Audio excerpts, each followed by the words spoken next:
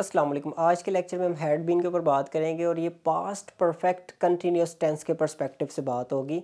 और इसमें भी आपको सिंस फोर को समझने से पहले इसका कंपैरिजन पिछले टेंस के साथ आपको करना पड़ेगा। वहाँ पे हम हैज़ बीन हैव बीन लगाते थे और साथ हम ड्यूरेशन लगा देते थे। अब ड्यूरेशन को समझने के लिए इस चार्ट को देखें कि 2018 से लेके 2023 तक मैंने ये साल लिख दिए हैं। अब एक बंदा है, उसने 2018 में एक कारोबार शुरू किया और वो 2023 तक कर रहा है, यानी कि काम अभी भी चल रहा है। तो वो सिंपल हैज़ बीन या हैव बीन यूज़ करेगा क्योंकि काम अभी चल रहा है। मिसाल के तौर पे 1 2 3 4 5 6 साल हो गए, तो क्या होगा? He has been doing this business for 6 years. वो 6 सालों से काम कर रहा है। लेकिन अगर उसने 2018 में काम शुरू किया लेकिन 2020 में उसका काम जो है वो फ्लॉप हो गया, सारा ख़त्म हो गया, तो ये कितने साल हो गए? 3 साल। ये 3 साल हो गए, 1 2 3। अब 2021 22 23 कोई उसने काम नहीं किया। अब 2023 में ये बात बताई जा रही है इस बंदे के बारे में, तो कैसे बताई जाएगी? हैड बीन के साथ, कि वो 3 साल तक काम करता रहा था, यानी कि वो 3 साल से काम कर रहा था, फिर उसके बाद उसने छोड़ दिया। इस एग्जाम्पल को हम यहाँ पे लिखते हैं ताकि ये वाली एग्जाम्पल हमें समझ आए, फिर हम बाकी एग्जाम्पल्स भी देखते हैं।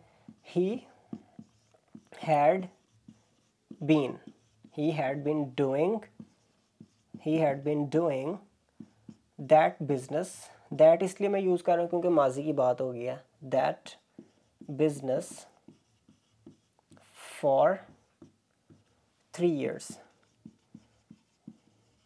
बाज़ का तो ऐसा होता है कि जब आप 3 इयर्स लिखते हैं, कुछ प्रोफेशनल लोग होते हैं, कुछ डॉक्यूमेंटेशन जिन्होंने महफूज रखनी होती है, तो वो क्या करते हैं, यहाँ पे मेंशन कर देते हैं कि कौन सा सेशन था, 2000 कहाँ से लेके कहाँ तक था। वो बताते हैं कि 2018 से लेके 2020 तक उसका सेशन चला ये कारोबार का, तो वो ब्रैकेट में लिख देते हैं। ये इजाफी होता है, लेकिन ना भी लिखें तो बाज़ का फ़िक्र है कि आगे कॉन्टेक्स्ट होता है, कोई ना कोई उसकी फर्दर एक्सप्लेनेशन होती है आगे या पीछे।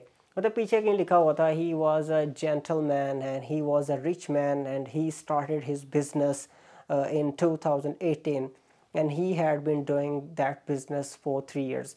तो पता चल गया 18 से हमने उसका स्टार्टिंग पॉइंट मेजर कर लिया और 18 से हमने गिन लिया 18 19 20, 3 साल गिन लिए, तो उससे पता चल जाता है उसकी एक्सप्लेनेशन का। लेकिन अगर आप सादा फ़िक्रा लिखें तो उसमें एक्सप्लेनेशन देनी हो तो इस तरह यहाँ पे सेशन भी लिखा जा सकता है। अभी एक एग्जांपल आपके सामने लिखी है कि वो 3 सालों से इंग्लिश पढ़ा रही थी। इसका फार्मूला बड़ा आसान है, वही पिछला फार्मूला। अगर आपने लेक्चर नंबर 28 देखा है तो ये बड़ी इजीली आपको समझ आ जाएगा। सबसे पहले सब्जेक्ट वो लड़की है, शी आ गया, शी सब्जेक्ट हो गया। ये मैंने बताया था कोई नाउन फ्रेज भी हो सकती है। टॉल लेडी, एक लंबी लड़की। अ टॉल गर्ल, एक लंबी लड़की, एक लंबी खातून क्या कर रही है? टीचिंग कर रही थी। अच्छा, अब देखें ज़रा, शी लगा है, शी के बाद आप देख रहे हैं यहाँ पे हैड बीन लग रहा है। वहाँ पे हैज़ बीन हैव बीन की डिबेट थी, यहाँ पे सबके साथ ही हैड आना है। ये आसान हो गया काम। शी हैड बीन के बाद मेन वर्ब आ गया टीचिंग, टीचिंग के बाद ऑब्जेक्ट आ गया। ऑब्जेक्ट क्या? इंग्लिश। एक और ऑब्जेक्ट भी हो सकता था, सम स्टूडेंट्स, कुछ स्टूडेंट्स को इंग्लिश पढ़ा रही थी लेकिन हमने वो स्किप कर दिया, बस इंग्लिश पढ़ा रही थी। इंग्लिश पढ़ा रही थी लेकिन उर्दू का फ़िक्र आप देखें, वो के बाद जो पढ़ाने का एक्शन हो रहा है कि पढ़ा रही थी, इंग्लिश में ये सबसे पहले आ रहा है, यानी कि ये हैड बीन टीचिंग, ये हैड बीन टीचिंग, ये सारा पढ़ा रही थी, ये शी के फ़ौरन बाद आ रहा है। लेकिन उर्दू में ये सबसे एंड पे आ रहा है। क्यों? क्योंकि उर्दू का जो फार्मूला है वो सब्जेक्ट सबसे पहले आता है, उसके बाद ऑब्जेक्ट आता है, फिर एंड पे वर्ब आता है। लेकिन अंग्रेज़ क्या करता है? अंग्रेज़ वर्ब को दरमियान में रखता है। तो वर्ब हमारे पास टीचिंग है और हैड बीन उसका हेल्पिंग वर्ब है। अगर ये हैड बीन ना होता फॉर एग्जांपल, तो इसी तरह फिक्रा बना था, शी टीचिंग इंग्लिश फॉर, अक्सर हमारे स्टूडेंट्स होते हैं ऐसे ही काम चला लेते हैं, she teaching English for 3 years. लेकिन हैड बीन बता रहा है कि ये पास्ट परफेक्ट टेंस है, एक्शन किसी खास ड्यूरेशन में चला है और ख़ास ड्यूरेशन तक चलता रहा। She had been teaching English for 3 years.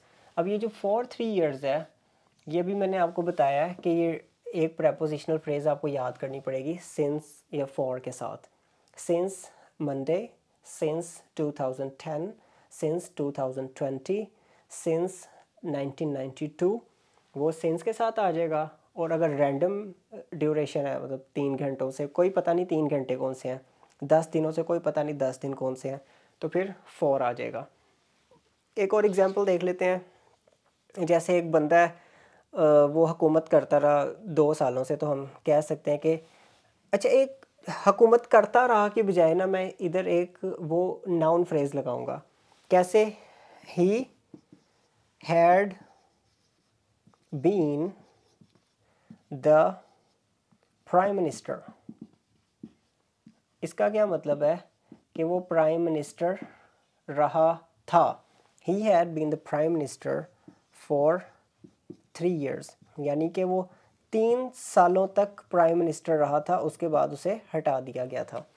तो यहाँ पे जो हमने काम किया है, हैड बीन, उसी तरह हेल्पिंग वर्ब आ गया, आगे मेन वर्ब नहीं आ रहा बल्कि एक पूरी की पूरी नाउन फ्रेज आ रही है।